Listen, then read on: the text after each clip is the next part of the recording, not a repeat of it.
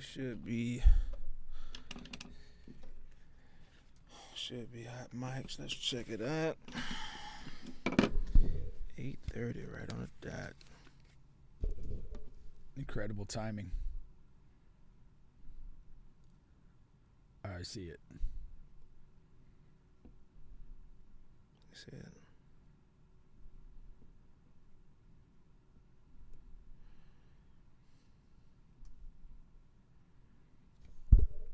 Testing.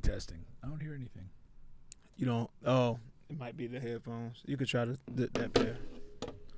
We're not gonna really need them for any video today. Testing. Oh yeah. But I like to hear myself in my ear. Yeah, me too. Me too. So I definitely understand. Makes me feel like a broadcasting professional. There you go. And we are actually. Indeed, we are. So there you have it. Oh man. Catch us if you can. Yeah, it's always interesting when we had a week off. Let's see if we can pick up where we left off. We had a pretty productive week last week.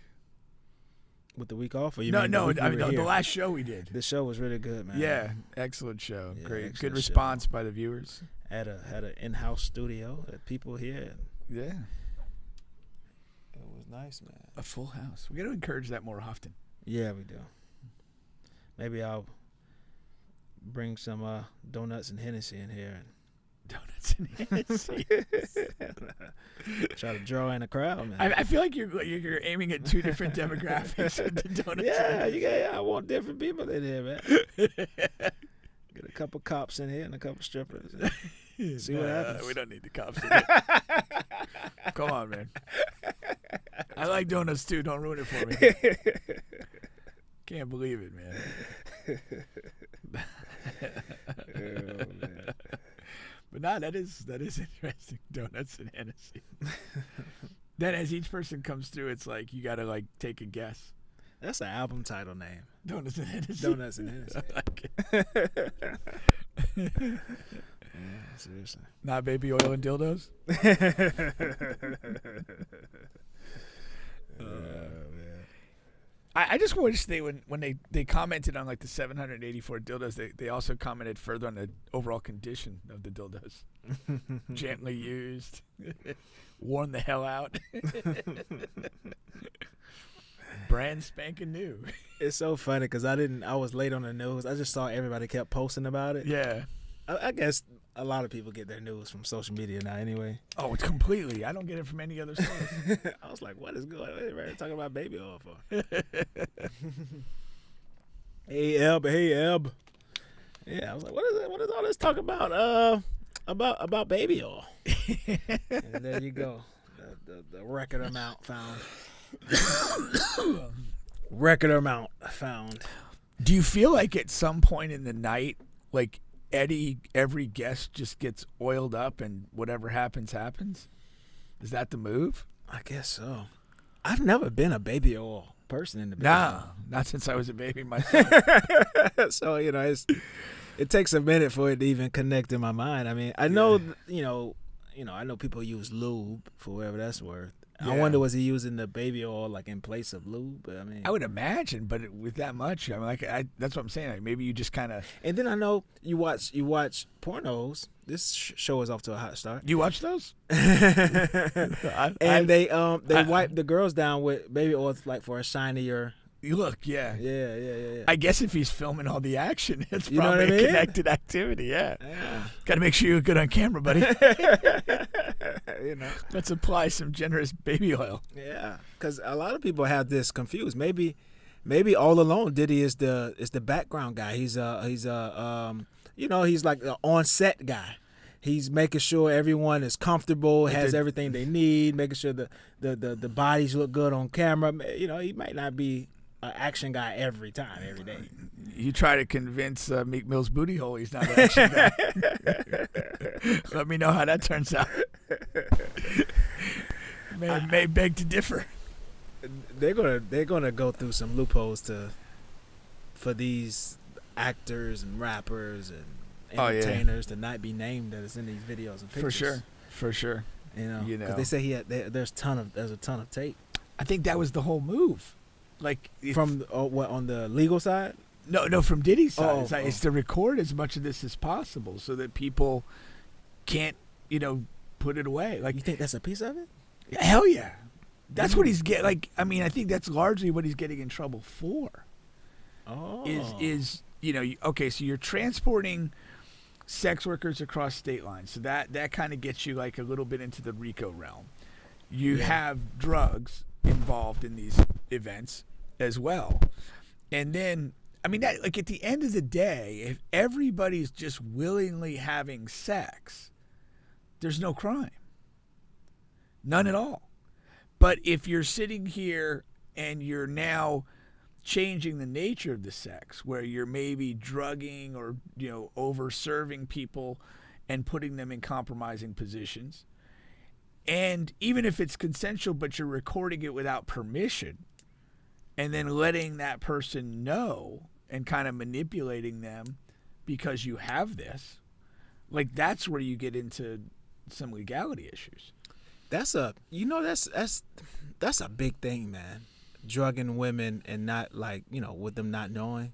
Yeah. I remember when Rick Ross slipped that in one of his rap lyrics, and he got a little flack for it, but it's not as much as he's like slipped a Molly in her champagne and she didn't even know it. And it's like, no, that's kind of flew under the radar. Like, just flooded, but you're not supposed to do that. Right, but exactly. And then you go through all the college stuff with, and then you're slipping a Mickey, like that's a prominent thing in the world, and it's like, and it should be a crime and it should be punishable. Like, that should not be happening. No. That shouldn't be accepted as something that's okay. Right. I mean, I'm all for people having consensual sex. Like, I'm big on that. Like, do whatever you want to do. Yeah. But, like, when you're now, drugging people and putting them in positions, you're recording it and holding that over them in some way, that's foul. And it's not enough to be like, oh, you went to a Diddy party, you know what to expect. No, it's a party. I'm coming to party. I'm not coming to get drugged and screwed and wake up and feel sore. That's not why I decided to come here tonight. Exactly. And that's the fine line. And I mean, if you've noticed, so many celebrities that there is like photographic evidence of they were around Diddy or associated with him. Like, I'm talking more on the celebrity of celebrities. They're all getting on podcast and basically saying, oh yeah, I went to Diddy party, but I left early. I left early. Yeah, I've been seeing that. The amount of people that have left early, is stunning. Yeah. The math probably doesn't add up as far as that goes. We'll see if those videos and pictures leak, my guy. Yeah, something tells me they're not really gonna. I don't think so. Because they would have leaked already. Yeah. What's preventing them from leaking? Yeah. I mean, there's too much potential money in it.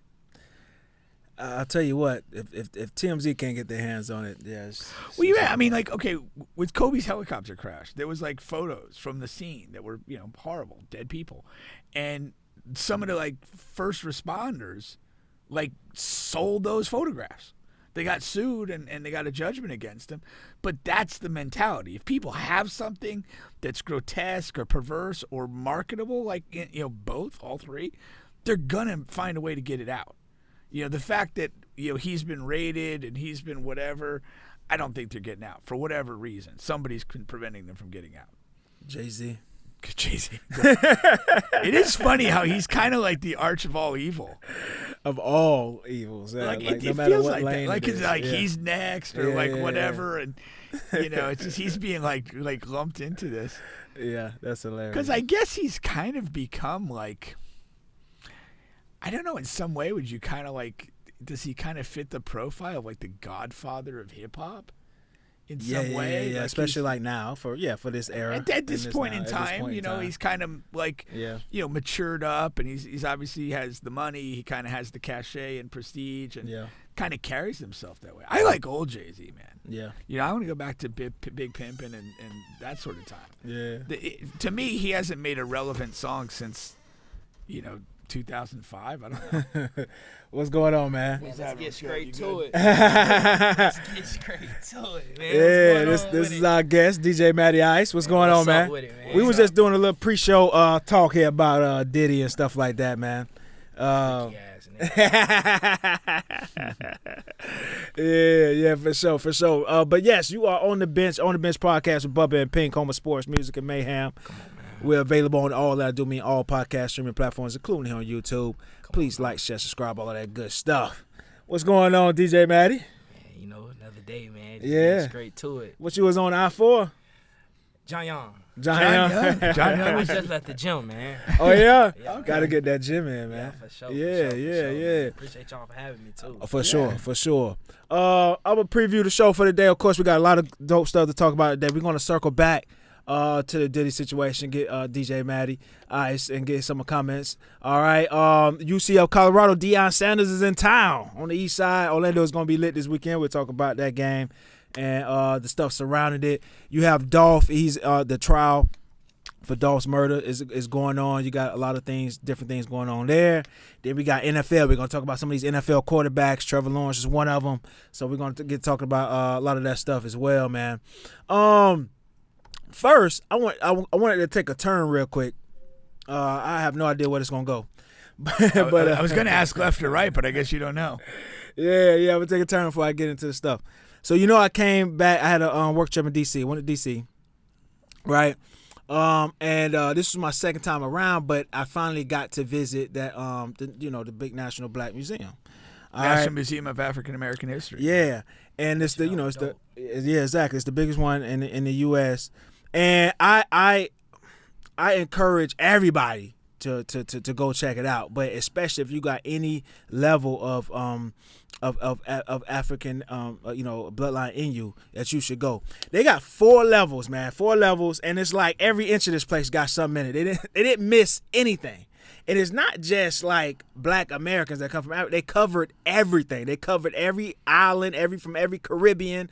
They covered, you know what I'm saying? That's from that's all of them. Yeah, and then they covered when they were taking the slaves over to England and all them places over there. So they didn't leave anything or anybody out. If you have any, and it was very also. I mean, the role of African people in the enslavement of African people was also heavily. I went back in July, and when I went, I almost missed. So I walk in the ground level, and I just started working my way upstairs, and that's a lot of kind of. I don't know, maybe 20th century into the 21st century type of displays, music, entertainment, military service, things of that nature.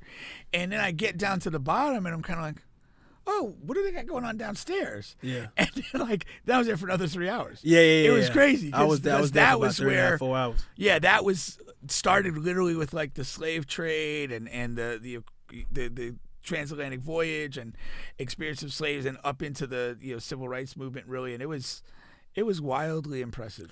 And I thought, before I got there, okay, I'm going to get in here, I'm going to get mad all over again at white folks and be sad and all that. And I kind of wasn't. I wish I had a fucking time machine where I can go. It's gonna sound fucking crazy, but this is what I really thought while reading all of this and going through all. I wish I had a time machine I could just go back and just really ask some of those slaves, slap a couple of them. I don't. A lot of this stuff I do not. They really needed to get slapped again. I just do not understand how we were allowed ourselves to get caught up in this. And shout out to Haiti, and they covered that, and we all know how the story goes. Like at least they had the nuts to fucking fight, and they in shambles, and their country kind of suffered for it over the course of some years. But they stood up and fought, and if you just fucking did that, and if more countries did that, that they were taking the slaves from, there would be a different outcome. And then once you lay down. And you take what's coming, and you get on the slave ships, and you come back over here. How in the fuck did you agree to get in these folks' army? How? What? How? How? That's what I want to slap them for. How do you? Huh? I say stuff shit like that going today. Today, yes, but then even more so. You're being.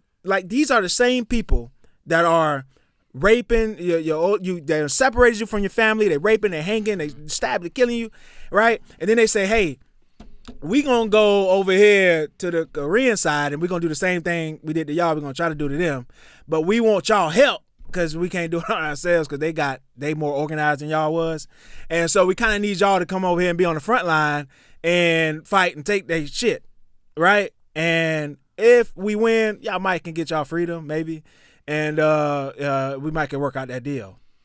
And they was like, yeah, let's do that. What? What the fuck are you talking about?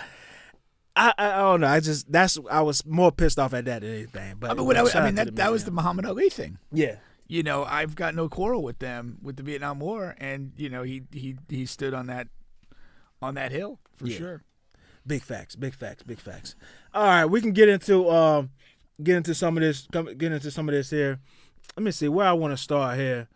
Where we want to start? Let's start here with Let's start with Dolph. This Dolph trial. So, of course, late rapper Dolph, he was murdered. Okay, right in front of one of his shops, right, or something like that. There's a bakery or something. It's a cookie shop. That he go to all the time. Oh, it's just that place that he goes to all the time. Yeah. All right. Now, it's been a couple of things to come out, of course, because you got the people taking a stand and things like that.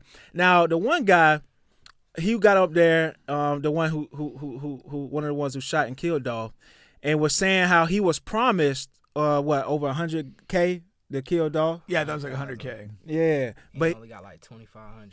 Yeah, only got in this one it says this dude here only got $800. The other one I think did get like $2K or something, some kind of way. But yeah, the other guy, he said he only got $800, but was promised $100K. All right, and then you have that same guy. He says that Yo Gotti's label, CMG, is paying $50,000 for his lawyer. So all of the hints is pointing towards that Yo Gotti and his brother did have something to do with this hit on Dolph. It don't even be that serious though, bro. What you mean by that? Just like that whole beef.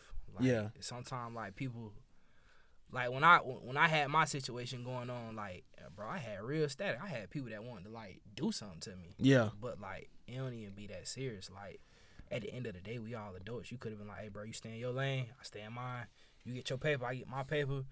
I stay out your way, you stay out my way, and we just leave it at that. Right. Well, that's the way it should be, but it just doesn't often work out that way. Hardly ever. I mean, people just get to a point where they feel that this needs to happen.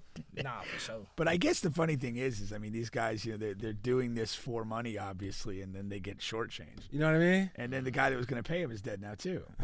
So you're just kind of screwed. And you're facing prison time. Yeah, I mean, it's funny because like I remember watching the Saints of Newark, which was the Sopranos movie, which operated as like a prequel. And when I was younger, I was big into like mafia, gangs, organized crime. Enjoyed it, thought it was intriguing. When I watched that movie, it just struck me as how kind of pathetic all these characters are, in the sense that like they allegedly have like a code of honor and manhood and whatever, but they're just all like conniving, just lying shithead guys. Yeah. At the end of the day. And that's what you have here. Yeah. You have, these guys, whatever, need a little cash, whatever. It's not even a tremendous amount of money. It's not life-changing money. Yeah, even the $100K they're willing to kill a guy, and they get shortchanged, and they don't have any recourse for that. Yeah. It's just kind of miserable. Like he said, like, over what? Like, what was so egregiously bad that young Dolph had to die? Yeah. Like what is really the issue? That you're that far along that you got to let this, what you need this guy to die. Yeah, that's tough. Now, if you're CMJ and you did have something, or even if you didn't, would you go behind and pay for their lawyers? Isn't that leaving like a trail? Like that's leaving a big paper trail. You know what I mean? Yeah, asking for a RICO. Yeah, you wouldn't want to touch that. Once they get caught, it's like you're kind of on your own down there. Yeah. You know what I mean? I mean, that's plausible. But I guess if you look at it, but again, do you trust these two guys? Right. They've already been burned in this whole deal. Yeah. But by paying for their defense, are you really paying for them to go silent on a thing or two that matter to you? Okay. Is that the play? Yeah. That they have something that they could say or something they could do that would really implicate Yo Gotti and his people in a higher level. And all right, I'm going to take care of your defense, but you don't say shit about, X, Y, or Z. I don't know what that could be. You've already killed a guy, but maybe that's the thing.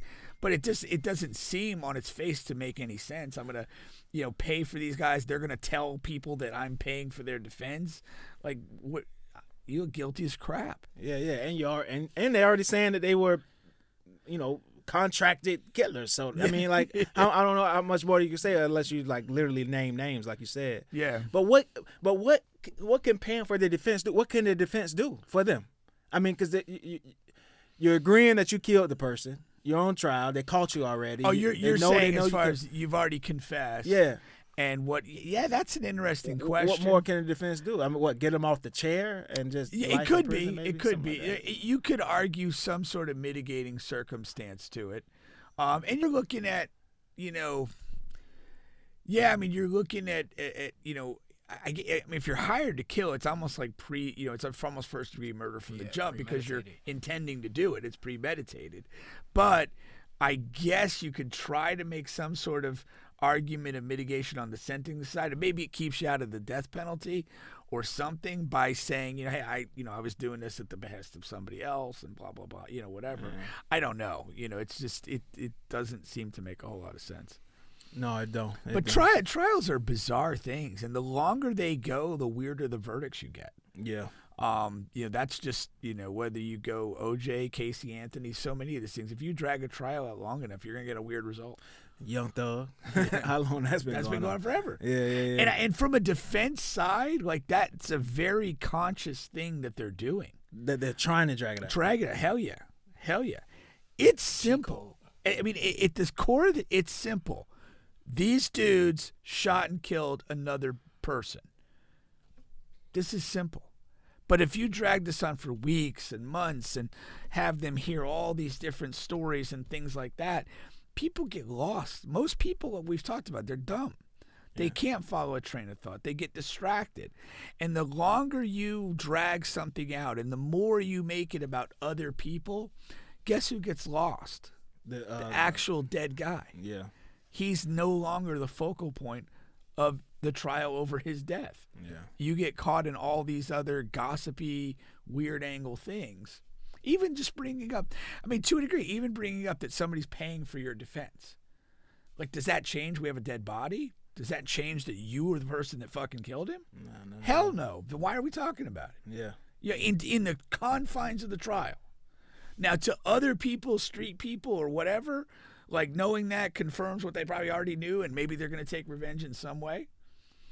That's a street issue. Yeah. Well, we'll definitely see how that goes here. Another thing that we're anticipating here is Colorado coming into town to play UCF. All right, so you have Shedeur and those guys coming in. Now UCF, I wanted to see.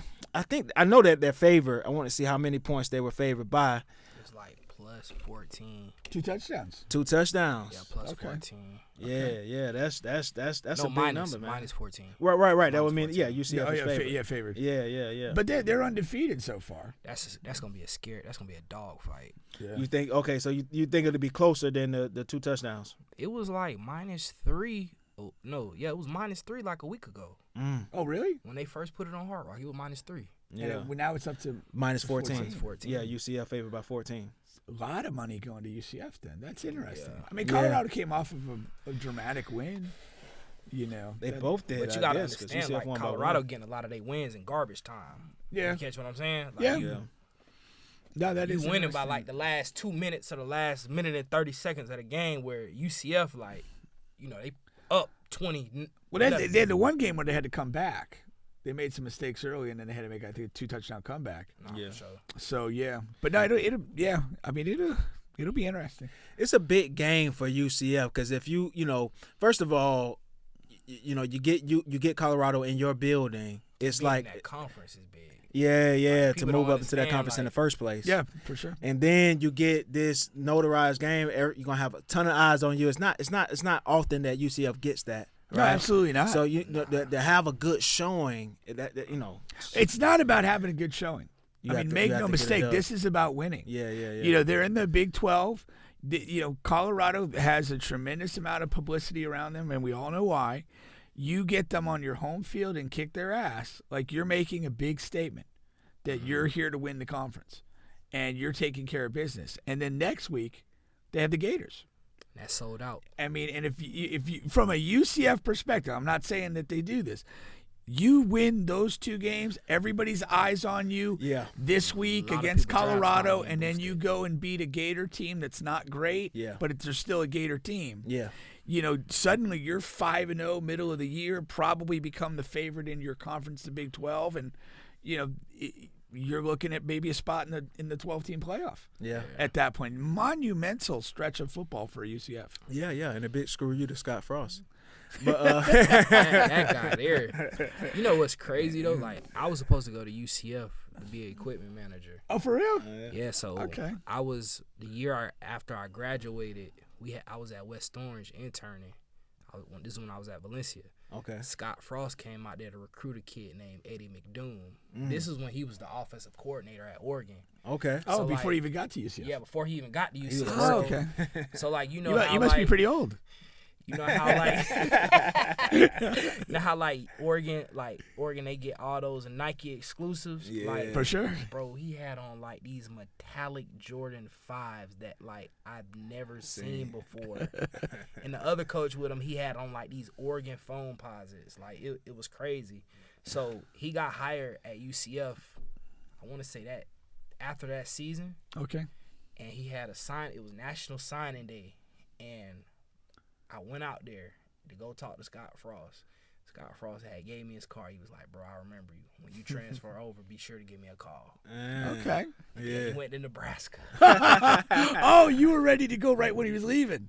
I was about ready to go. Oh no! I thought you were talking to when he first got there. Okay, I see what you're Yeah. saying. Oh, that's funny. That's funny. No, that is. That's a crazy story. But yeah, so like you said, man, if they win, and they'll be favored against the Gators too, I imagine, especially if they win against Colorado. It's easy money on Hard Rock. It's a big time. You a bet with UCF? I I'm want to see staying away him. from that game. I haven't seen him yet. This I year. don't. haven't I mean, watched, I to be don't honest. like a 2-touchdown game like that. Nah, it's gonna be I a don't. dogfight. I mean, I'm not a betting guy. You're more of a betting guy than I am. But Yeah. I a 2-touchdown game with these opponents, I don't know. Hell nah. Yeah. That's tough. Yeah. I mean, I'm surprised not more money is on Colorado because, like you said, 14. that's what I'm saying. Especially if he, like what he's saying, the line moved that much. Yeah. I mean, there's got to be tremendous People money going hammered down on UCF. People hammered UCF. The Yeah. line moved a lot because that Miami and Virginia Tech game, I think it was like -7. It's at like 17.5 now. Well, they watched that one guy throw the freaking pass out of the back of the end zone for a safety. It didn't inspire a lot of confidence. Definitely not put my money in this guy. Apparently, him and Cam Ward are cousins. What, the Virginia Tech guy? The Virginia quarterback Cam Ward, they're Oh, yeah? cousins. Yeah, I just saw that. But yeah, that's funny. Yeah, must be. I don't know. They're not going to the same family reunion. I don't think so. So, DJ Maddie, we've had a couple of DJs on here, but For sure. you're slightly different because you're coming from the what would you say, the radio side? The radio. Yeah. The streets. So how did that come about? How did you get your start in the radio? And are you still in radio? Do you still? Yeah, we took a break. Now we're back this week. Okay. So basically, I DJ for Dogman. Okay. Dogman in the Yeah. Suicide Squad. So Dogman used to be a promoter. he still is. He still promotes. Still is. Okay. So I started off. I used to go to the studio all the time and just be there. I'll be there, get there like 9, bro. I won't leave there till like 6, 7 o'clock in the morning. Just me and Dogman just being there talking. So long story short, I see that they got the radio show. And it was full, but I'ma still ask like, "Hey man, y'all got a slot for me?" So boom, I did the he was like, "I can do the lay-ins." So when they say the lay-ins, it's like he's gonna give you a list of songs, and you gotta find a way to merge them together. Okay. Bro, I did that. I did it consecutive for like 8 weeks straight. Then one of the other DJs, he forgot to send in a mix. The homie called me, said, "Hey man, send me a mix right now. I need a mix right." Man, I turned around, got on them turntables, man, got him a mix in 30 minutes, bro. And then I've been on the radio every day for like 3 years. Oh man. I love that story because it affirms like so much of what some of the things we talked about, like like just doing stuff and making it happen, and the willingness to spend time in the studio. Maybe you don't even have a formal job or title at that point, but you're just spending the time and connecting. It's just being around. Yeah, being around. And I just think that's, if you want to be in a particular environment, music, arts, football, whatever, like be in the environment. Like you're not going to get in any other way. Nah. And, most likely a lot of that time of you being there is going to be at your own cost or free. For sure. But again, if you don't spend those hours, you're never going to get the opportunity. That's the point I'm making. Like your story is powerfully connected to success in any form. Nah, for sure. I really that's impressive. It's just being, where things happen. And when opportunity knocks, you're ready and you respond. Most deaf. So at what point did you start getting a voice in the city? Because people reach out to me to get on the show, right? Mm-hmm. And most of the time, if they reach out to me, I've never heard of them. The difference when you reached out is I have seen you. Like, you went viral a couple times, maybe more than that, but I've seen you a couple times.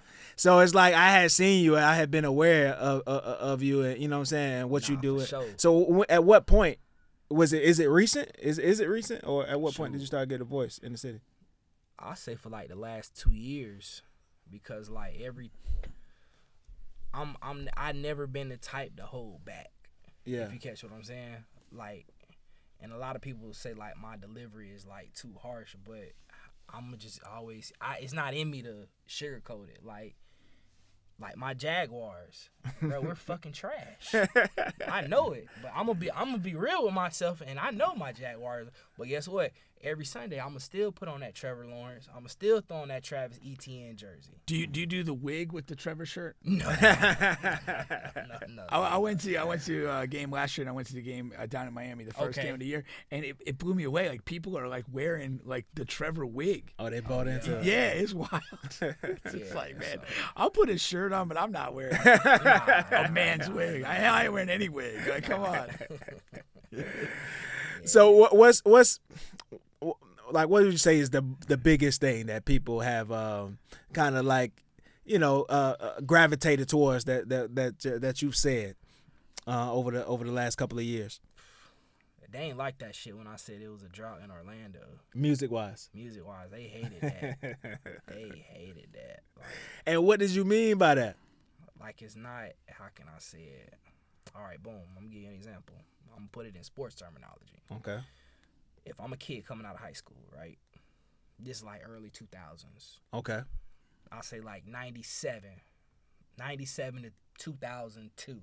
Mm-hmm. If I go to the University of Miami coming out of high school, I know for sure I'm going to go to the NFL. If you catch what I'm saying? Yeah. So, boom. Back in those times, 97 to 2002, if you went to Miami, you were going to the league. Okay.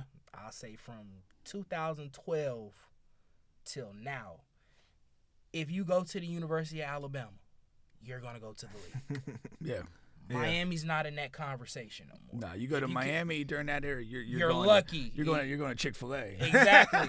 So maybe Winn-Dixie. But what I'm hinting to that is saying that, like, bro, you don't have the ball for forever. If you get what I'm saying, like, you're not always gonna be hot. Yeah. You get what I'm saying? It moves around. Yeah, it's gonna be some cycles. It's gonna be some cycles. Gotcha. You get what I'm saying? Yeah. And we had our run. Now North Florida's having their run. Yeah, but what people don't like is that I co-sign it. You get what I'm saying? Like, you get more love outside of your city than you do in your city. Them guys outside of Orlando, bro, they look at me like a god. Yeah. When they see I reach out, they be like, oh shit. Because of the radio piece, right?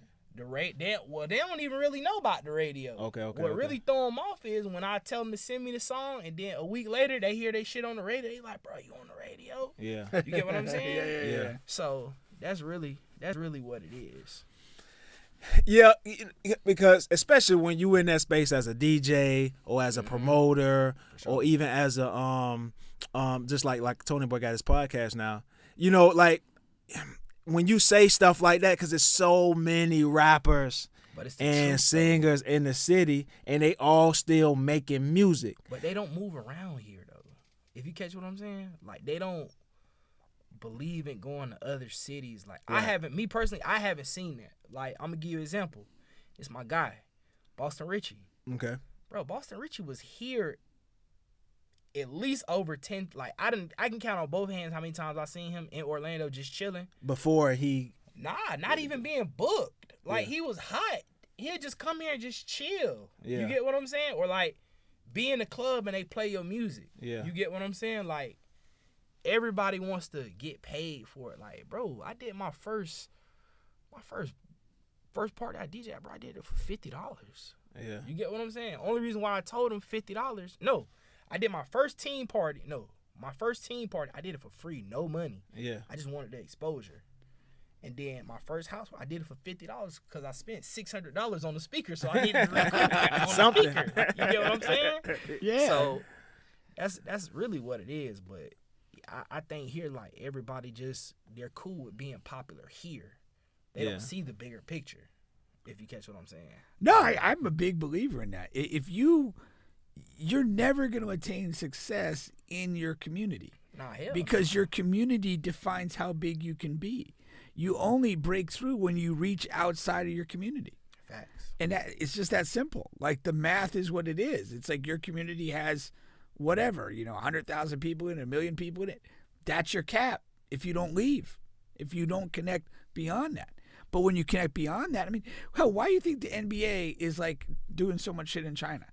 Why do you think the NFL is playing these games in Brazil and Germany and England? You're just going to reach more people, and then that becomes a thing. Like if you've already reached a few communities and you go to the next one, you kind of have a gravity or a buzz that you're bringing with you. But if you've just stayed in this smaller area and want to be the biggest guy here, there's nothing to that. But DJ Maddie, what about this? The social media, the aspect of it. Do people still need to move around that much when you can put your music in these places? Man, you gotta feel accessible to people. If you get what I'm saying. Yeah. Like you still bro, that internet shit is just so weird and funny. Like it's like hitting the lottery. You get what I'm saying? Blowing up solely off of the internet. Yeah, like you can't just be known as being on the internet. Like, bro, you can be popping on the internet, but bro, you gonna have to pop out. Like, bro, with Boss Man D-Lo, bro, before he blew, bro, he was in Orlando passing out shirts. Yeah. He was putting up posters. You get what I'm saying? Like, they don't do that here. They don't believe in. They're very entitled here. Yeah. If you catch what I'm saying, like, if things don't go their way, bro, they're gonna find somebody else to blame. That's good. Lack of accountability. You get what I'm saying? Yeah. And that's a big thing.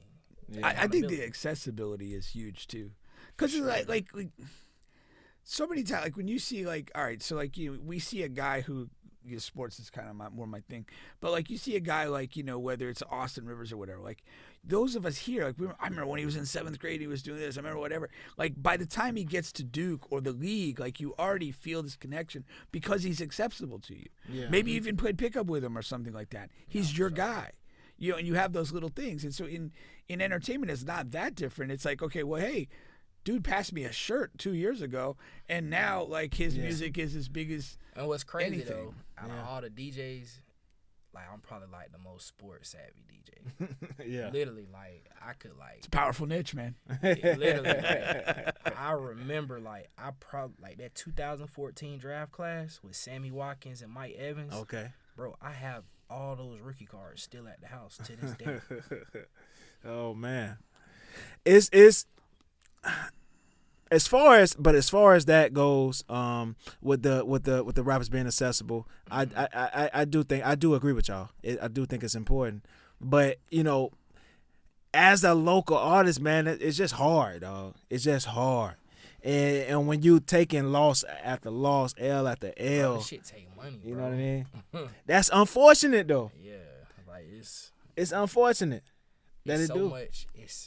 I think the problem too. A lot of people putting their money in the wrong places. That's that part. We've too. heard that before. Yeah. You we pay have. everybody except a DJ, and you come to the club and you want the DJ to play it for free. Like, bro, Yeah. get the fuck out of here. Like, bro, I'm a Magic fan. Bro, if you want me to play your record, bro, buy me a Magic jersey. Yeah. I promise you, I will play your shit.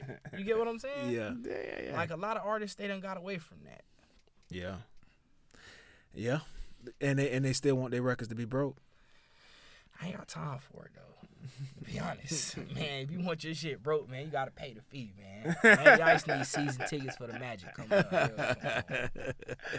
But just like I asked DJ 4D, so if they hit you though in your inbox or catch you out and about, you know, what if it was a rapper here waiting on you to give you some music? Like, does that still work?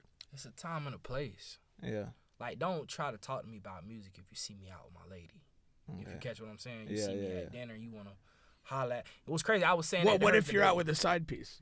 I don't operate like that. I don't operate like that. But yeah, you could read. Finally, he's not with the regular lady. Let me go. Yeah. You know, if you catch me out, it's time and a place. Yeah. You get what I'm saying? Yeah. If I'm in the right mode, or if I tell you, hey, bro, I ain't really on that right now, but take my number, call me tomorrow. But I've had that happen before. Yeah. Yeah. Are you from Orlando? Yeah, born and raised. Born and raised? Born and raised. TD Waterhouse, baby. Okay. That's throwback now. All right, so let's do this now. For straight Orlando, I want to see how your list match up with our list because I'm from here too, Edenville. Okay. All right, 1887. So, give me your top 5 Orlando rappers of all time from the city. Not like that necessarily blew up or this and that. Just from the city, from the city. Top 5 all time. I'll say Whoop. You ranking these like 1 through 5, or you just putting the list out there first? 5. Okay. Okay. You know, they get sensitive when yeah, I be I like, you know what I'm saying? Yeah. I'll put Whoop in that category. I'll say Glock 9. I'll say Tony Boy. I'll say Pootie. And I'll say Hot Boy. Hot Boy. That's my 5. And how old are you? I'm 28. You 28. Yeah. You 28, and you don't have Mook in there? I get Mook an honorable mention. Honorable mention? Other notables. Man, that's kind of a hard question. If you say 10, then yeah, I can give you 10. 5. See, Mook my number 1. But I wasn't really around. Like, I wasn't really. That's why I around. asked. I why I say 28. But Bubba's a different generation. Yeah. I'm a like- different generation. He's old. Like, I But didn't- I Mook wasn't- stuck. Now Mook still stuck around. Yeah, he's still around, but I wasn't really outside to see Mook blow. Like, I went outside when Armstrong was still rapping. Yeah. If you catch what I'm saying. Mhm. Like, I went outside when 1090 Block Boys. Or Yeah. when D-Boy was. You get what I'm saying? Yeah. I went outside for that. Yeah. But I'm speaking on, like, bro, what I saw. Like, I remember being in 10th grade. Like, bro, we're on fucking my mixtapes listening to Whoop Lingo. Whoop had a really dope run, but Whoop run was short lived. It was like a Derrick Rose. It was like it was short. It was a short run. So I don't know how you put that in. Man, Whoop ran so a lot of people could walk. Or Whoop walked so a lot of people. See, I hear people say, I don't know. That ain't where They don't I see it. They don't give Whoop his credit. That's me. I don't. But he's dope as hell, and he should be in these conversations. So But I don't see him where y'all see him. I don't know. I can't give it to him like that. I ain't gonna lie, bro. We grew up on Whoop, bro. Yeah, I know Whoop was y'all man now. Grew up on Whoop. And Whoop, and when he was there, he was there. Cardi was rapping this shit. I know. I seen it. I saw it. Sure. Like he had, it was a crazy run now. Sure. Now, if you talk about runs, I don't know anybody who had a better run than him. Like he had a strong damn run. And usually, I always say this: prison usually for rappers, it'll make you or break you. Make you bigger or kill your career. It make a lot of people bigger. Him, it killed it. It killed it. He had so much momentum, went to prison, and it dropped. But like so many people, prison helped him some kind of way. That's I started to believe that like jail or prison time being these rappers' contract, bro. Jail, bro. Especially from Orlando. Yeah. Hot boy out there. But all right. I respect the list now. You ain't had nothing crazy in there. Nah. So I got you. Nah. All right. Really quick here. Let me give a quick shout out to one of our sponsors, Royal13thebrand.com. Again, it is Royal13thebrand.com. Use promo code Bubba Pink and be fresh here heading into the fall. All right. Let's do this. We do a little game here with guests here. Start a bench with Coach Pink, and it's real simple. We just gonna give a few minutes here to talk about some of these trending topics in sports, music, and entertainment. Okay. You guys get to decide whether we're gonna talk about the topic or not. All right. If you talk about it, we start it. If not, we bench. All right. So number one is first is Rihanna. Start a bench. We'll start that tired whore. Starter. So Rihanna says, I can't wait for her run to be over. "Oh, it's over. Yeah, they Right. still talk about it way too much. Yeah. Musically, it's over. It's been over. Music for a is while. over, but she's still As like, a You can't do the celebrity. music for forever. If you get what I'm saying, like you eventually Yeah. gotta. Some people don't know, like, especially when- R&B. You got to be able to pivot. Like Yeah. the thing about it is like if you look at like an acting career, like that can go through phases. There's usually gaps while you reposition yourself, but you can kind of like work. Okay, I'm the young hot-headed guy. Now I'm the traditional, like I'm the lead motherfucker. I'm that guy. And then it's like, oh, I'm gonna become a little bit the older guy. Kind of have some jokes on myself type thing. You can pivot through these cycles as an actor. Like, but musically, where do you go? You just really can't. Yeah. If you're, popular music it tends to be oriented to young people and what is happening right now, and sounds and styles change, and just there's a fatigue. Yeah. There's a new person that guys want to jerk off to. It's not Rihanna anymore. Even I have moved on from Lil Wayne's daughter, so yeah. Wow. Found somebody else. Who you on now? Tim's. That's what. Really? I'm on now. Yeah, Okay. Tim, that's my baby mama. Okay. All right. Rihanna says she makes it a point to look good when ASAP Rocky gets home every night. So you know how like you in a relationship and women kind of they mail it in, man. Just mail it in, put on a few pounds, move into defensive tackle instead of end. Yeah, no, yeah, it is what it is. You're Yeah, supposed to just be doing that. wear frumpy house clothes. You know what I mean? Yeah, no, it's solid. Yeah. But I hope she's not overdoing it. Like it'd be weird to come home and she's like, wearing an outfit that she wore to the Grammys or something. Like that's not the direction we're going. But I get like, keeping yourself top. I appreciate the effort. Yeah. I appreciate the effort more than your musical career. Let's go with JJ Redick, start a bench. Hey, he named his starting five, so let's start him.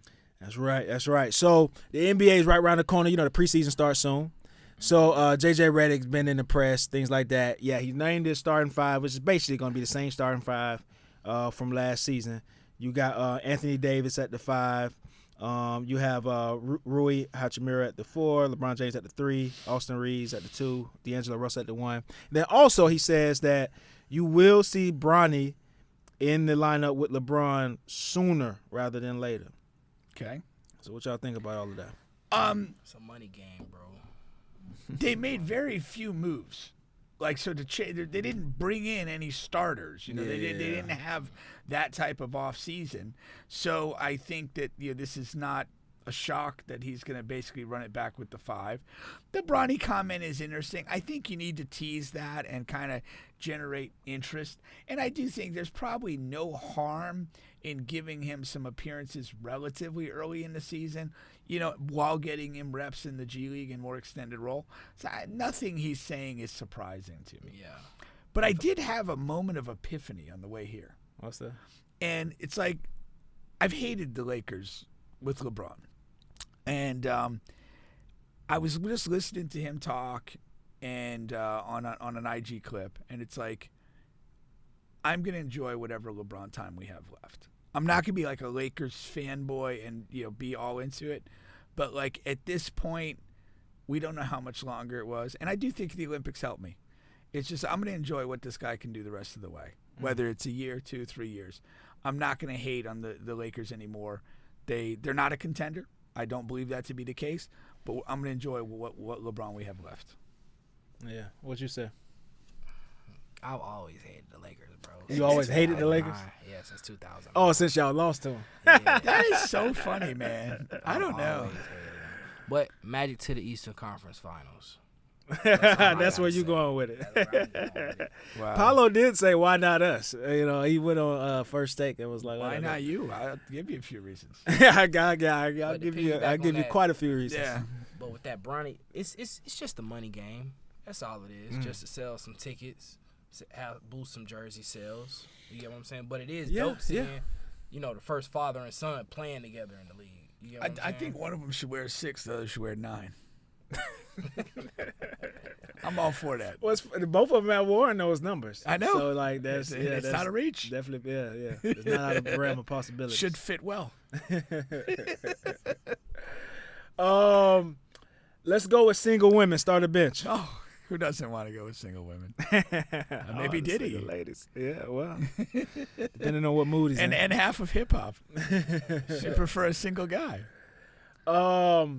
Single women reportedly are they own more homes in the United States than single men. Really? Studies have shown. That's interesting, right? I find that shocking, Very shocking. to be honest. Uh. Yeah, where are these single women with money? They're out there. You found some? Yeah, I've came across quite a few. Have you? Yeah. All right. Happy hunting, my friend. I just find that it's funny because I remember years ago I remember reading an article, and it was really premised on the fact that most single women hold higher debt than single men do. Mm-hmm. And then when they kind of get together and towards marriage, it's incumbent on the guy to buy a ring, which is supposed to be a couple months of your salary, and just all the financial burdens that fall on a guy in the courting and into marriage process. But this kind of goes the other way. They're owning some homes and so forth. This is fascinating to me. Yeah. That's mind-boggling to me. Very mind-boggling. Yeah. Yeah, that's when I go in and you eat the kids' snacks and stuff like that. Those are Have you ever had a kid confront you about eating his snacks? No, man. Never had any issues with the babies. All the wild times Babies. that you've never had some kid go, "Hey, motherfucker, those are my Doritos." No, none of those stories, man. Why don't you have a piece of fucking fruit, champ? Let's go with Gators and Seminoles. Start a bench. Oh, could bench them both. Both of them. Both suck. It's a shit bowl. Shit, bro. Do you like? You mentioned the Hurricanes earlier. You like the Hurricanes? Are you a fan of any of the big Florida teams? UCF. Okay, Night. UCF. Yeah, I've been there since Conference USA. Okay. It's Conference USA days. Man, I forgot the quarterback, but it was a Jeff. I forgot his name, but that's how long. Yeah. I forgot his name. I think it was like Jeff Knight or something like that. It was when UCF had he was there before Bortles got there. Before Bortles. Before Bortles. Well, shout out to our guy Stephen Moffitt, who was there for a while. That was way back in. That would have been before your time, though. But that was, I remember Dante Culpepper. That was way Then back. I think I remember Moffitt. Yeah. And then Bortles. Yeah. Because I kind of knew both those guys in a high school setting. Yeah, so when I yeah, went to yeah. UCF, it was Kind of, like, all right, check it out. That's interesting. Yeah. All right, so we'll bench those guys, and then lastly here, I wanted to talk about this UNLV quarterback. So not sure if you up on this, DJ Maddie. I just actually read about this today. I saw that. Yeah. You want to sit out over the money? Right. So this NIL stuff, it continues. So basically, UNLV starting quarterback. First of all, UNLV is 3-0. They're off to a great start in the season. So their quarterback, it says he's going to sit out the rest of the year, okay, because he was promised about roughly what, 10,000 was it? 100K. 100K. 100K and did not receive it from NIL deal. So he's saying he's threatening to sit out for the rest of the year. Also, the starting running back, or I don't know if he starts, but definitely. It's my understanding he was a starter as well. Yeah, starting running back is going to sit out. Now, he just literally released a statement minutes ago, and he was saying this is not related to NIL. I was promised like a lot more touches and stuff like that, and I'm not receiving it, so that I'm going to sit out for the rest of the year in red shirt. So this 3-0 team, it might take a strong turn for the rest of the season, unless they come off some money and some playing time. Them boosters gonna break them off. Trust me. That's interesting, man, because Pink said he won this too. Yeah, I said, the only leverage that these players have is, to not play or to go, or if you're at the end of the season to threaten the portal or go in the portal. That's the only leverage you have. There's nothing else you can do to make your money go up or to make the money get paid. Now, I don't know. There is a contractual issue. I don't know what he signed, and it may be enforceable where, like, he gets to the end of the year and that he could sue and win the money, but that's a cumbersome, costly process if you're going to go into litigation over an NIL deal. But honestly, we're going to see more and more of this. We're going to see more guys making this decision when promises aren't fulfilled. This is really along the lines of what the Rashada kid did at Florida, but a season hadn't started. And then I'm still saying at some point we're going to see a wave of litigation over these deals because it's just the Wild West right now.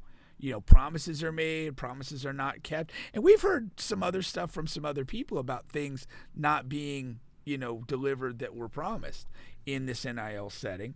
And again, it's like, if you have a contract, or maybe you really don't even have like maybe it's more of a, wink wink thing or whatever. Like, okay, I'm not going to pay. Like, what are we going to do? Okay, you could sit out. That's your problem. It's not mine. Yeah. And where are these? And again, the other thing is I've always been baffled by where is the money coming from? From the school collectives. And that's presumably who's promising this guy the money. Is that it's basically, boosters and maybe collaborations of local businesses that are putting up money to do this. If these boosters don't get the revenues that they expected to get, if people renege on some offers to pay, contribute, they're kind of screwed. They don't have revenue. I don't think that they're constructed where they can take loans out to pay and then try to get the money back. In time. It may be a financial issue where they did promise this guy $100K and they weren't able to bring in raise the funds to pay, and they're stuck. It's if you can just promise anybody money, where is this shit gonna go? Well, that's what I'm saying. Are these reduced to written contracts? Yeah, and that's then gonna be can the biggest these thing. contracts be enforced? Under the law, and I don't know the answer to that. But that to me, as an attorney, as whatever, is a very interesting aspect of this. I think some of this is verbal because remember we had Peyton in here, who is now offensive lineman at Colorado, and he was just saying how some teams like Miami, quoted him like a really low offer, on the NIL side, and he felt disrespected by that. So that's why he went and entertained these other schools. And it's but that sounded like something like verbally, not like they handed him a paper to sign. Well, and that's the thing. You could, it's all negotiation. And you could talk about, hey, if you come here, we expect we'll be able to put together a package worth X. Now, when it comes time to sign, when you've committed to the school and signed your letter of intent, if you haven't already signed something, they can come back and say, tune. Hey, it didn't go as well as we wanted. Here's what we can do for you. Yeah. And I think we're in that place because there's a lot of financial demands on this system of collectives and NIL money. Yeah, this is just the beginning, man. Yeah, and it's not when you're talking collective money, it's different than saying, hey, this guy's got great personality, he's got 1 million YouTube followers, and he's going to sign with some company that's just going to pay him a deal regardless of whether he plays at UCF or Georgia. Yeah. That money's that money, and it's not connected to the schools. But the schools, the collectives, are the ones that are essentially inducing players to go to specific schools, with promises to pay money. And at what point, and that's the thing, what point does it, assuming it becomes a written contract, at what point does that happen? After you've signed your national letter of intent, after whatever. Exactly. You know. Exactly. Jeff Godfrey. That was UCF. That was the UCF. Okay. Yeah, he was out of Miami, I believe. Yep. South Florida kid, Central. yeah. Yeah. Short, Miami undersized player. Okay. Didn't he transition to like a wide receiver later in his career there? Yeah, he did. Yeah. Okay. Yeah, but yeah, that's how long I've been rocking. Pink with that elephant memory there. That is, man. Yeah. All right.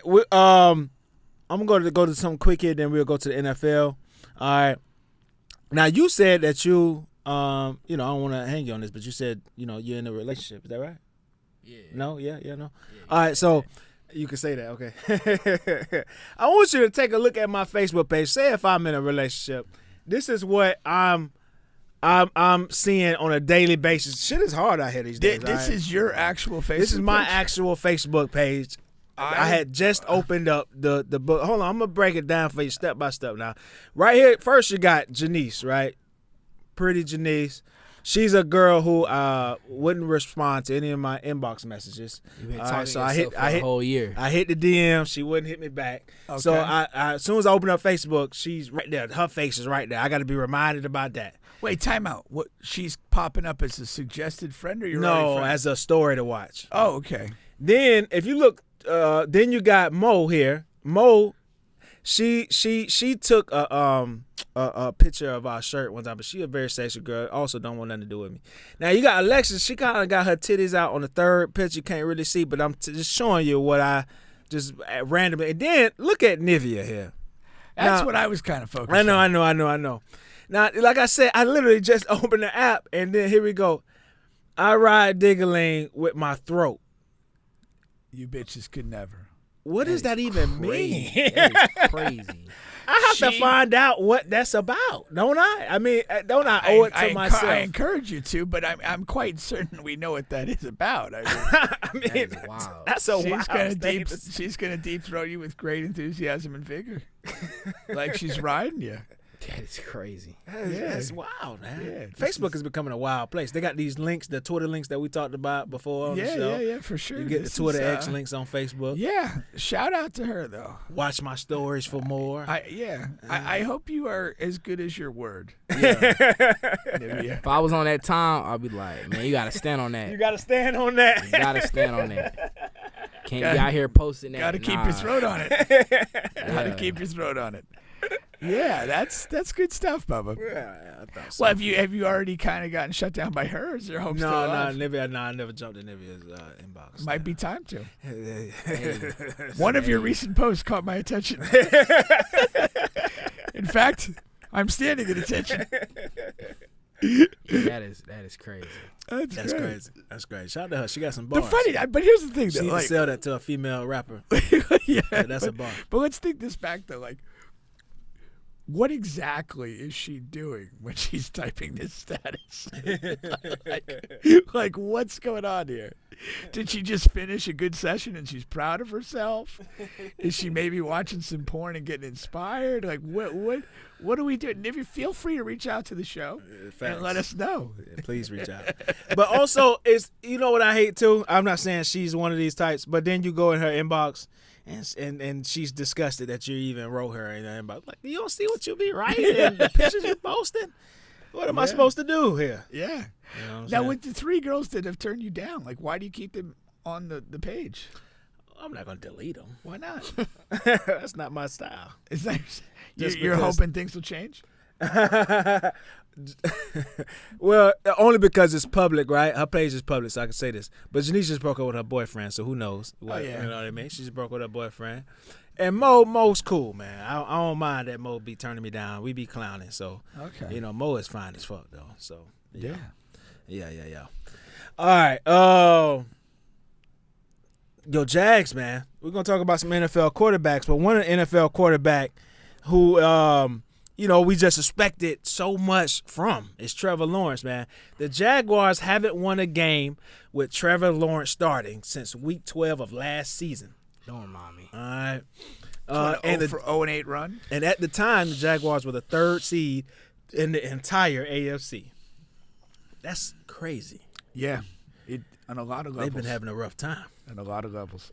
As an organization, we've been having a rough time. Bro, I've been dealing with this shit since Bortles, bro. It's kind of what KTA goes to. He gripes about the organization.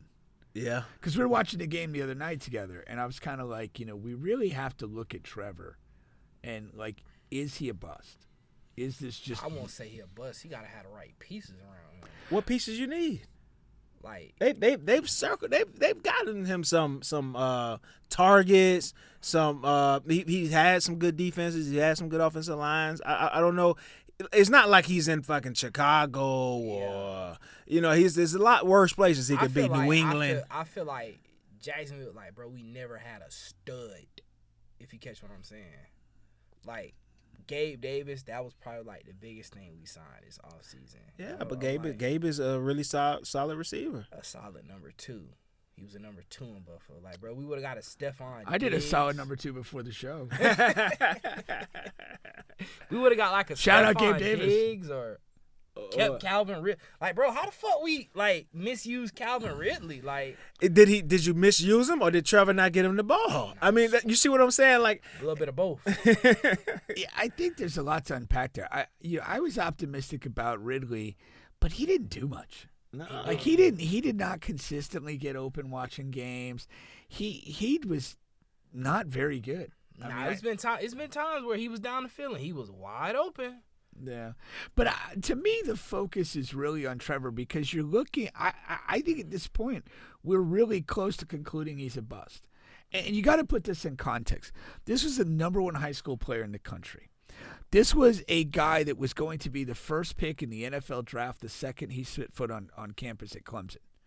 He wins a national title as a freshman, goes to the Final Four his next 2 years, and then is what we thought he was going to be coming out of high school, the top pick in the draft. That hasn't happened. I was talking about is maybe Andrew Luck may have been the last guy like that. Haven't been a lot of guys in history with that. No. And and then here we are, 4 or 5 years into his career. Throw away the first year with Urban Meyer, it was terrible. But then the next year, like they did make the playoffs. QB whisperer. He seemed to be doing well. They played competitively against the Chiefs. The year finished with a positive feel. They go into next year, started a little slow, but then really got rolling. We're 8 wins, 8-3, 3rd seed in the AFC, and it just crumbled. And when you're watching the games, he's not playing well. Like over this stretch of games, there's not one out of those 8 games that you could say, damn, Trevor balled out, but we lost because. Yeah. Like he's been a central figure in It's bad been time play. where he's thrown for over 300 yards and 3 touchdowns, and we still come out with an L. Over this 8-game stretch, though. And hasn't had a costly turnover or something stupid that's his fault. Yeah. The game the other day, he had the really stupid pick, right when you're trying to maybe get back in a game that was getting away. And when you watch him play, like, whether you're kind of rooting for the Jags, you don't have a great confidence when he takes the field. I take Sam Darnold over him. That's amazing. Or like when you're on when you're on the other team, like you're not fearing him. Right. No. Yeah, he's just another fucking guy. Yeah. Here is my we talk about money a lot with NFL quarterbacks and how you got to structure your team. So, like, right now, Trevor Lawrence is the 3rd highest paid quarterback in the league as far as annual, 4th as far as total guaranteed money. So, 3, 4, however you want to spend it. When you pay that much money to a quarterback, something on your roster has to change, right? And we've seen, like you said, throw Urban aside, we saw early success. Then you got to pay him. Now we're struggling. And with all of these quarterbacks, shit has to happen. Like, so, okay, Patrick Mahomes, right? Even though he's not the top highest paid quarterback, he's top 5 as far as paid. Who's the highest paid quarterback? Well, Joe Burrow annually, and then Dak Prescott as far as total. So they were like 1 and 2. All right, guaranteed money. So you got Joe Burrow and Dak Prescott. And Joe Burrow is struggling as well. But let me show you the difference because like I said, something has to happen to your roster. What the Chiefs did was say, okay, we're going to pay our quarterback a ton of money because he's legit, he's the real deal. what we're going to do is we're going to suffer on targets, on people to throw him the ball to, that he could throw the ball to. We're going to construct a strong defense, allocate resources there. We're going to lose Tyreek. We're going to have rookie receivers. We're going to have some rookie offensive linemen. Okay. You're going to be stretching out them rookie deals. You know what I mean? Stretching out the rookie deals, and that's how we're going to construct our team. And that has worked for them. Even though, he got he led the league, Chiefs led the league last year in drop passes, and you got idiots out there trying to catch the ball. That's how New England was operating. New England operated the exact same way. Now the Bengals took a different approach. We're not going to lose we don't want to lose our top, receivers right now. Right. So we're going to keep Higgins and Chase however long we can and hopefully re-sign them. And we're going to lose people on defense. And they sacrifice Mixon. And that's something every team is going to end up doing because of the running back. That's like an obvious thing you can do. Yeah. We did the same thing with Kareem Hunt, but even though he got in trouble, we were going to do it. So but anyway, Mixon is out. And they lost some significant pieces on defense. Well, now you got to outscore teams. Yeah. Okay, you have the offense. You still have all of your talent there. Your offensive line is intact. We need you to put up 30, 40 a game. And if not, you can't look and say, oh, we don't have any defense. Well, shit, your quarterback, you have the highest paid quarterback in the league. No, I can't feel sorry for you. But to win consistently and to win big, is the better route. It's what the Chiefs and Patriots did. Yeah. Keep the defense solid because then you're in games. Yeah. Your margin for error is more manageable, and you get into a lot of these games where you just need your guy to put together a drive at the end to win. Mm-hmm. It's kind of what the Chiefs have done this year. And last year to a degree. Another thing too, what a lot of people don't know is Patrick Mahomes is involved in the draft process. Yeah. So he'll be at home watching the draft, and he'll call the front office and, hey, you need to go grab that running back out of LSU. Worthy was Mahomes' pick. Yeah. Mahomes called the GM, just like you said. That's a good point. He wanted Worthy. They worked out over the offseason. He wanted Worthy. That's the reason why they picked Worthy there. And, and Worthy's, one thing about I remember the DB in week 2 was like, all Worthy could do is run in a straight line. But, that Tyreek was similar. He developed. Just a cheaper version. Yeah. He developed over time. We'll see if Worthy can develop over time. Right now, he's just a speed demon that can run straight. But we'll see if he can develop and run a route tree. But, I mean, that's pretty much what's going on. But some of these quarterbacks are struggling, man. You got Trevor's not the only one. My fantasy team. The other thing that when you don't have a good defense, the other problem you have is you cannot manage games. When your defense is poor, the other team gets to stay on the field longer. They get to put up points, and they get to kind of control your offensive opportunities, and that's death. But if your team is good defensively and you create kind of high possession games because you're getting your share of 3 and outs, 5 and outs, and even when you're not clicking, you're 3 and out, 5 and out. No damage is being done. And then again, you kind of, as long as it's a 1-score game, you get to the end, you make your play, you go home with a win. But like when you're sitting there and it's like the other team's just marching down the field, 4, 5, 7-minute drives, scoring, then you go 3 and out, then they take another 6 minutes off the clock, and you can't play that way. You can't. You can't win that way. And real quick, I want to go down and let's do. We're going to do exercise here. So, for example, Buffalo Bills, they're taking the Chiefs and Patriots route. You got rookie receiver, you know what I mean, and strong defense. Okay, so and credit to Josh Allen because again, no guarantee this continues. He had some critics last year, and so far with like young skill players. But a good running game and a good defense, he's playing lights out. Yes, he is. Pittsburgh is 3-0. They're not allocating any money to their quarterback room, significant anyway. Houston Fields still on that rookie deal? Who? Fields. Is he still he has not. Is he on the rookie deal or did they sign him to a cheap deal? Like maybe a cheap deal. It's a cheap deal, whatever it is. Yeah, I think they did. I don't think they re-signed. I don't think he re-signed. Re-signed? Okay. Yeah, I'm pretty sure he has to re-sign after this year. He was traded. Yes. So he's still on the rookie deal. Yeah, he's still on the rookie deal. It's kind of a hey, prove yourself. And then they're only paying Russ like $1 million or $2 million. As they should. He might not see the field this year. Fields is producing. Yeah. All right. And then Houston has a good record, but of course, he's still on a rookie deal. Okay. Nah, for sure. The Chargers. The Chargers is interesting. Now they're going with running game and defense. That's what they're doing. It's the Harbaugh plan. It's the Harbaugh plan, but also it's similar to what we're talking about here. So that's all good. J.K. Dobbins look like a stud. I'm like, damn, I should have drafted him. But it's like, Minnesota, Seattle, like all of these they're not allocating a lot of money. Jim Harbaugh is a really, really good coach. I mean, yeah, he's upper tier. He's proving it again. Yeah. He built a monster with the 49ers, and he come right to San Diego, which is our Chargers, who's been a kind of a weak-ass team for the last 3 or 4 years while Herbert's been there, and he's got them playing tough. Yeah. And playing the right way. Yeah. They got the Chiefs this Sunday. That'll be interesting to see. Yeah. For sure. And then you got these like the fucking middle of the pack teams. I don't know what to make of them. Tampa Bay, you know what I mean? They gave Baker $100 million. Huh? They gave Baker $100 million. Yeah, but how you like the team? What do you think, Tampa? I mean, like they're just what you said. They're a middle of the road team. I think they'll be good enough to be in the playoffs, but I don't know. They're a blue collar team. No, they're not nobody to be scared of. But who in the NFC is? Nobody. You see what Bo Nix came to Tampa and did? But can they surprise? Yeah, Bo Nix came. Because who in the NFC is really? It's what I'm saying is they can surprise in the sense that like.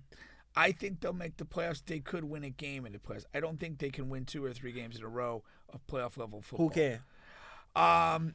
Again, the 49ers, if they get healthy, are still there. That's a big if.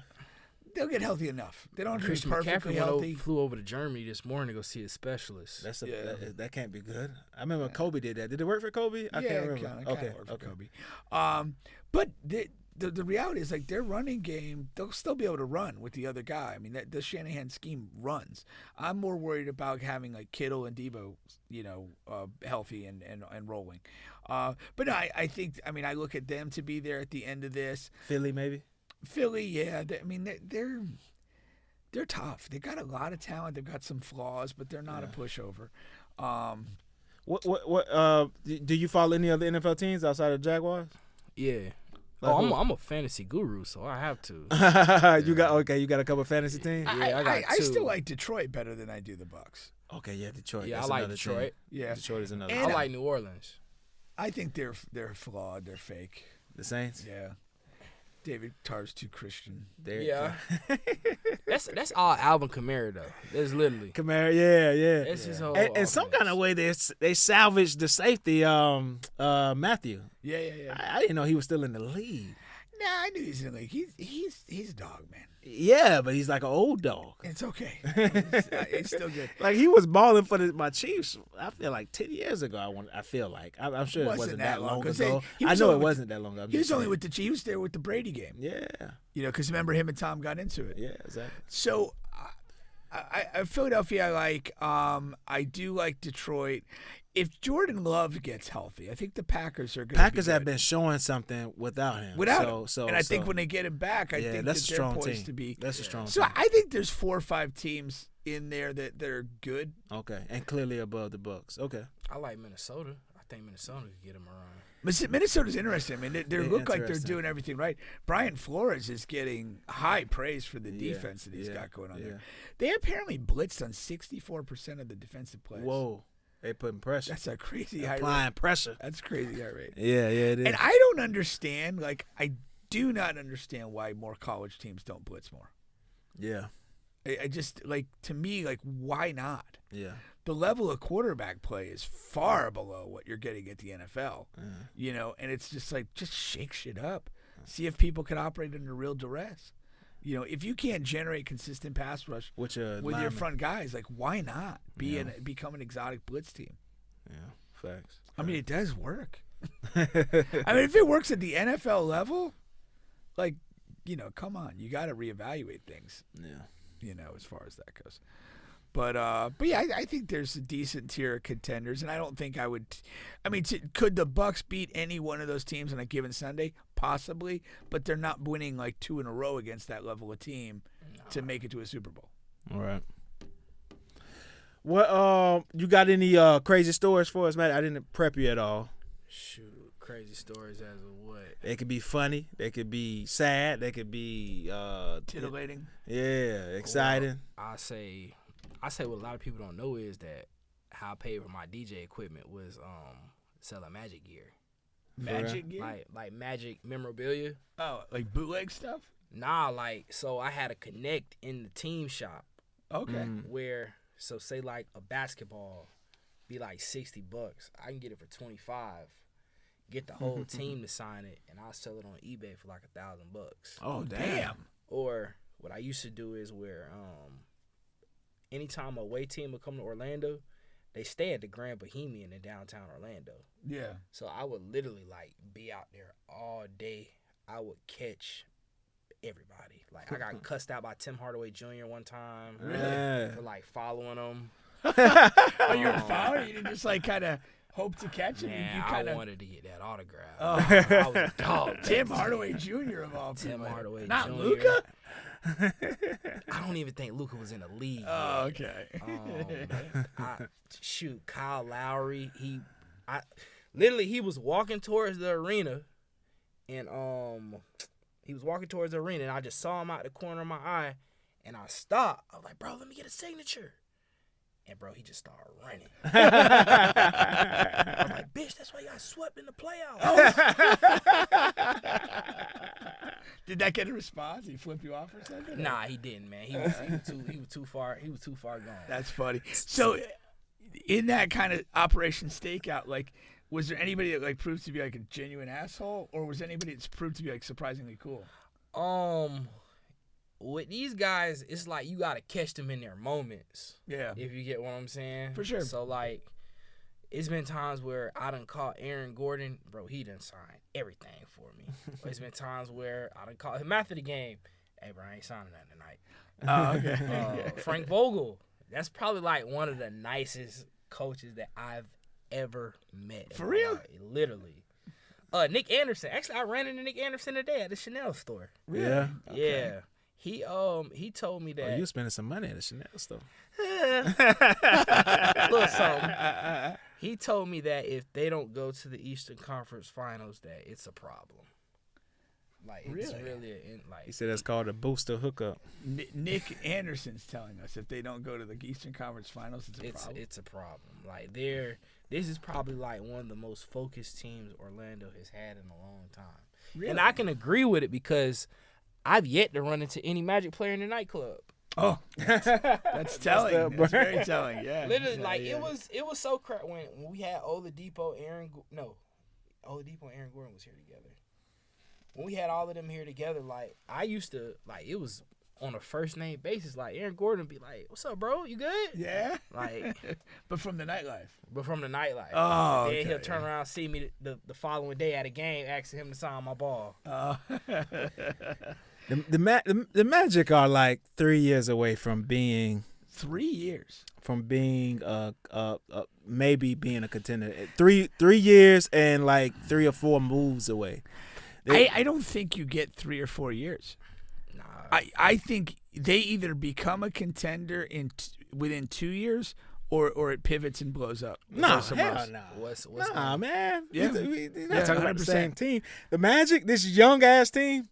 This team that they got if they go Paolo's not even off his rookie deal yet. It's not about contracts or anything. It's about if they don't make progress, like to be a contending team in 2 years. Well, they're progressing, but they have to continue.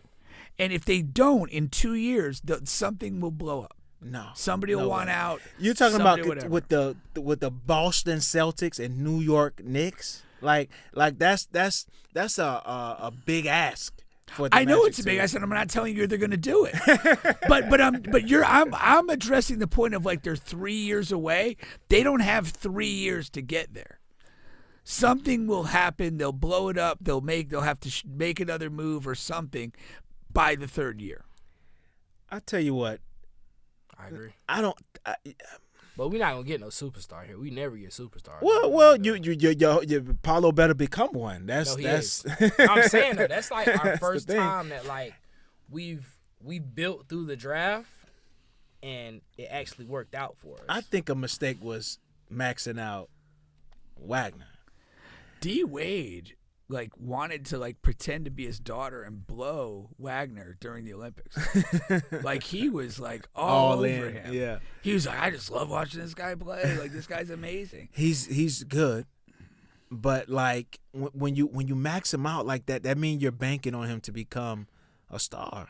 And I don't think he's a star. I think he's a good role player. I don't. And then if you're talking about if it has to blow up, that means he's going to be the first player you're going to look to move. Yeah. And then nobody's if that means it hasn't worked out, and nobody's going to take him if he's on a max. That's the problem with that. It's just something will have to happen. Yeah. It's just. But here, I want to couch this in this. I don't like Paulo or Wagner as superstars. I think they're both a level below that. I think Paulo's probably a 2, and Wagner's probably a 3 in a championship caliber team. And so I don't think this is a team that's going to progress to that level. Gotcha. I also don't think, and here's the difference with the Celtics, like they were getting to conference finals, and they got to a final. Yeah. So they were, that's a contending team. Yeah. If you're making the conference final, if you're making an NBA Finals appearance, you're contending. Yeah. And it may not go your way. So the Magic, even one time. Well, what I'm saying, or it depends on how it looks. This is just a general question. Not because like the Atlanta Hawks made the conference finals, and then they regressed, and now they're nowhere. They're shit. But do you count that as contending? Is my question. No, not necessarily. Nah. But because so let's say this. Let's say the Magic, in this 2 years from now, they do make a conference finals appearance. At that point, you look at the program and you say, all right, we feel like we're a contender. We have our main pieces under contract at that point. And it's like, okay, what move do we need to make to continue to be a contender? And that's fine if they do that. But if they don't, if it's like, okay, next year they get to the second round, and then the second year they go back out to a first-round exit, it's dead. Then it's dead. They're looking for new coaches. They're looking. We're just not like Atlanta. We don't have. You got to blow it up. You got to blow it up. But that next move is so important. So many teams get there, and with the Hawks, it was DeJounte Murray. They got to the conference finals. What is this one piece we can put us over the top? And it just didn't work. It's Murray. It didn't work, and now it's like you might as well blow it out. That's why trades and all the trade talks and all of this. And that's exactly what I'm saying. Like if the Magic go 2 years without progressing, like then that's going to be the thing. Something's wrong. This group doesn't fit. Like whatever. The Celtics, and again, you still have to credit Celtic patience, which was extraordinary. But you have 2 guys who've run that team with big balls, Danny Ainge and Brad Stevens. Huge. And they've got the balls to say, no, we're gonna run it back with these guys, and we'll switch these other pieces. And again, whether it worked or didn't work, whether it's Kyrie, Porzingis, they stayed hyper aggressive in the complementary pieces around those guys. They didn't just sit and run it back year after year with the same pieces. Every time they came up short, they tried to do something different. Yeah. No, that's for sure. That's for sure. We rounding out the show here, but Sharp back in the news. So the WNBA playoffs are here. Have you been watching it all? No. Do you plan to watch it all? No. I haven't watched a game all year. I'm not gonna watch a game now. For the playoffs? Yeah. Why would I be a fake fan? So, nothing on TV. Nothing was on TV today. If you were home, you wouldn't. I wanted to get a Caitlin Clark jersey, but really? Shouldn't. Yeah. I don't think I could wear a woman's jersey and think of myself as a master coxman. I thought about getting a throwback. I thought about getting what's her name? I wanted a Sue Bird. I wanted a Sue Bird. A Sue Bird. That's funny. You're talking about Caitlin Clark. You're talking about Sue Bird. And Shannon Sharp has been attacked on Twitter. He has affinity for the white player. Yeah. That's what I'm saying. Shannon Sharp has been attacked on Twitter talking about that he's only, celebrating the white women basketball players, mainly Caitlin Clark. And some black lady was on his Twitter, and they've been going back and forth, and it's been trending. And he says, "Why aren't you on my page? Don't you have another horse to rob of his hair?" Stop trying to kill my vibe. And What y'all think of what Shannon is becoming? You think it's cool? It's just clowning, just a good, funny moment. He probably just clowning. Yeah. I think he's outlives his usefulness in the public eye. I just again, he kind of when he was with Skip, and I didn't watch. I don't like Skip. I'm not saying but he had a certain persona. It was rooted in being like a Hall of Fame level athlete and kind of an intriguing guy. And he always had that really strong narrative of just a guy who came from nothing, and just worked his way to everything that he got, and he got a lot. But then when he got kind of focused on his own podcast, and he started going with a lot of these non-sports people and kind of getting into this gossipy realm of bullshit, and he became the guy where you go and you air your grievances about people. Now he's immersed in, long-winded debates with random chicks from the Midwest. This is not, this is beneath him. It should be beneath him. But if this is what he is, he's just on a decline to irrelevance. Maybe not, though. I was just talking about this yesterday on this girl's podcast, Nell D. And it's some people catch it and realize it in real time. Oh, shit, people really like this stuff. So I need to do something every once in a while to keep my name relevant. Now, yeah, of course, me and you, we don't like it in that lane, but it's definitely a lane. It's that Charleston White lane. Shannon Sharp now is in this lane. My name's been cold for a couple of months. I need to fake going live and having sex in the background. I completely I agree with what you're saying. Yeah. But what the pathway that he's on, and I think it's ultimately a downward slope. He's chasing something he isn't, and it will end badly. He's extending into things that he's just not comfortable in. Yeah. And it'll be popular to be watching a train wreck, but the train's going to wreck. And he's not going to be a guy that you're going to look at in another 5 years and feel like, oh, that guy's a clown. That's what he's going to be in 5 years. He's on his pathway to clowndom. And if he's cool with that, if that, the money's right for him to be a clown, everybody's a whore. It's facts, though. Because of the people that you're describing, that's what they are. Yeah. I will be a clown for you. I will say whatever you all want to hear. I'll do whatever, and I'll get paid doing it, and I'll laugh my way to the bank. Yeah. If that's who you are, that's your choice. Get the bad guy. But get the bad guy. Yeah, for sure. Yeah. What you think, DJ? Man, something else, man. How about all the people that think it was a dude in that video? That, I've seen tons of that. They still try to spin it towards the game. I've seen a ton of it. Yeah. They're talking about the voice and this and that. It's just yeah. Okay. I'm not sure. You trying to record that shit and end up going all. That's crazy. Yeah, man. I don't. That seems to be the leading thing on that he was trying to record it, but that's just not even. If you're trying to record it, why not record the actual you doing your thing? I want to see myself if I'm trying to record it. You know what I mean? Have you seen? I don't want to record the sounds. Have you seen yourself? Yeah. Okay.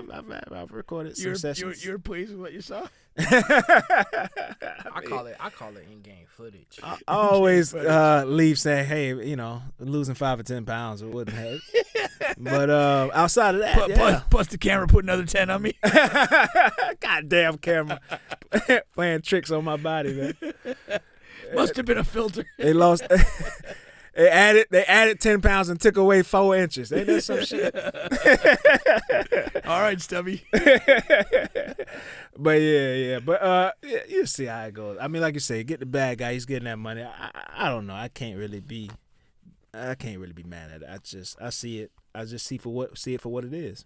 You know what I mean? We skipped that Gators and Seminoles thing. This will be probably one of the last things we talk about here. But we both got a dub. Peak is a Florida State Seminoles alum and fan. That's different from me. I'm just a Gators fan, diehard Gators fan. Double Seminole. You remember Lamar Glenn? Who? Lamar Glenn? Well, yeah, Lamar Glenn. Yeah. Okay, that was my athletic director. Yeah, he was at West Orange or Wekiva? He was at Wekiva. Yeah, I heard he was at Wekiva. Damn. Okay. Yeah. Small world there. I don't know him personally. I just know No. Do you feel are you going to get reined back in? Are you? No, it's a bad football team. I'm not like this guy, man. I'm not ride or die. I'm like, if you suck, okay, I'll focus on other things. NFL team, I'm ride or die, but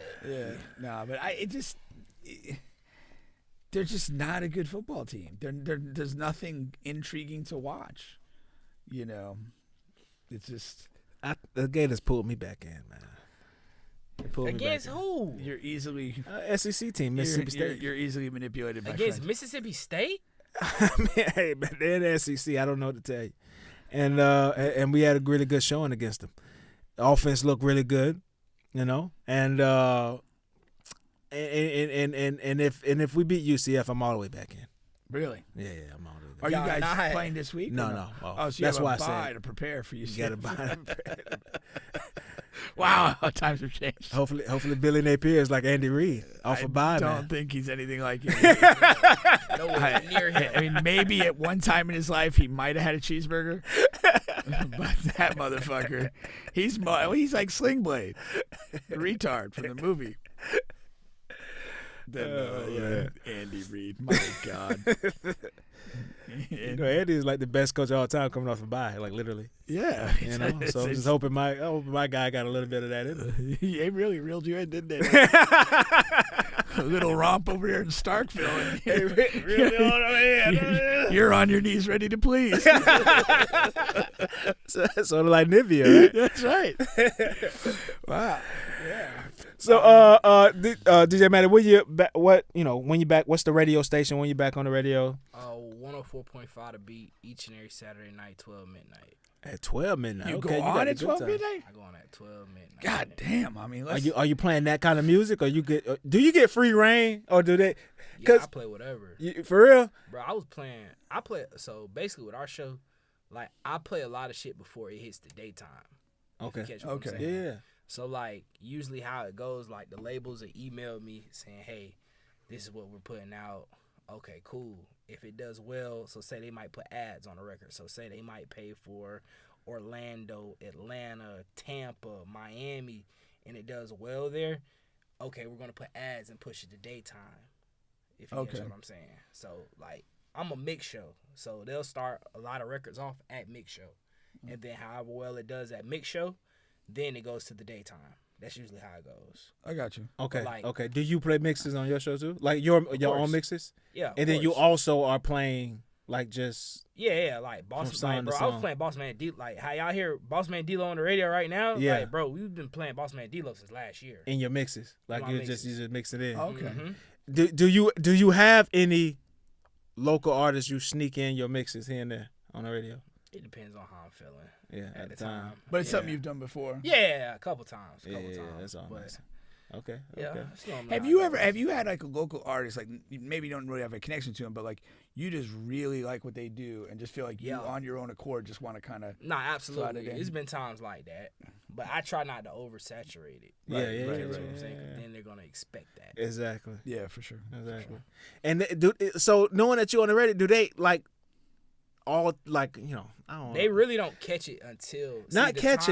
I want to like asking because you like it's 105, 104.5. Like that's it's FM. It's you know what I mean, syndicated. Mm-hmm. So do they actually? Hey, can you play my song on the radio? That's different than asking a DJ to play their song in the club. That's way different because they know better than that. Because it's like they know better than that. It's such a lower possibility that you get your song played on that big of a radio station. Yeah, they know better than that. Okay. Some don't now. I don't know. Some.